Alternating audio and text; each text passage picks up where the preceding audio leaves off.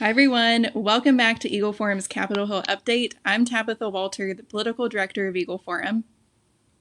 And I'm Kirsten Hassler, our Executive Director. We have a lot of news to bring you this week. We sure do. So, after the Supreme Court Justice Ruth Bader Ginsburg's passing over the weekend, the President and Senate are moving forward with filling that vacancy. Senate Leader Mitch McConnell promptly made a statement that the Senate would vote on President Trump's nominee. This, of course, enraged Democrats because McConnell refused to hold a vote on Obama nominee Merrick Garland right before the 2016 election. But there are valid reasons why McConnell made a different decision this time. That's right. In 2016, the Senate had a Republican majority, but a Democrat in the White House. This put voters at odds. It was in the best interest of senators to wait until the presidential election was over to make sure a decision on the filling of the Supreme Court vacancy. This decision had actually been a precedent throughout history. Well, since George Washington was president, 29 Supreme Court vacancies have come open in election years. The president announced a nominee every single time. When the Senate majority was the same as the president's party, 17 out of 19 of those times, those nominees were confirmed before Election Day. When the president's party and the Senate majority were at odds, only 1 out of 10 nominees were actually confirmed.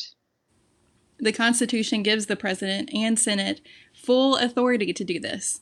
Article 2, Section 2 states, "The President shall nominate and by and with the advice and consent of the Senate shall appoint judges of the Supreme Court."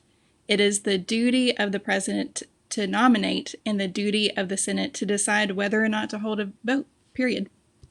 The president's announcement on a nominee should come this Saturday, just 2 days from now. There's a lot of speculation of who it may be, but two frontrunners are currently Amy Coney Barrett and Barbara Lagoa. Barrett is currently serving as a judge on the U.S. Court of Appeals for the Seventh Circuit and a mother of 7 children. Her previous rulings show that she is staunchly pro-life, tough on crime, and a true constitutionalist. The other potential, Lagoa, formerly served on the Florida Supreme Court. She has never been in a position to rule on federal matters, but her state rulings have received the backing of the Florida Family Policy Alliance. Because she is a Cuban American and from the swing state of Florida, some think she could give President Trump a leg up in the November election. We are looking forward to supporting a justice that will protect our family values for generations to come. Absolutely. Now, there are a couple more bits of news that you may have missed this week as well, because the Supreme Court news has been so big, it's overshadowed some of these things, so we're bringing it to you. A continuing resolution was brought to the House floor this week to stave off a government shutdown before the election. While the Democrat drafted CR kept pro-life provisions in the text, which was a win, it completely left out aid to farmers. Now, this was a way for Democrats to take a jab at red states. So, House Democrats released the text less than 24 hours before it was voted on and before we could even sound the alarm.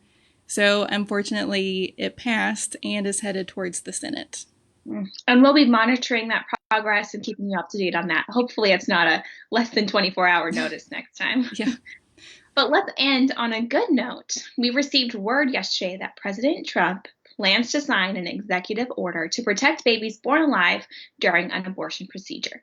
This is amazing news since House Republicans have not been able to garner enough signatures to force a vote on the Born Alive Abortion Survivors Protection Act in the House of Representatives.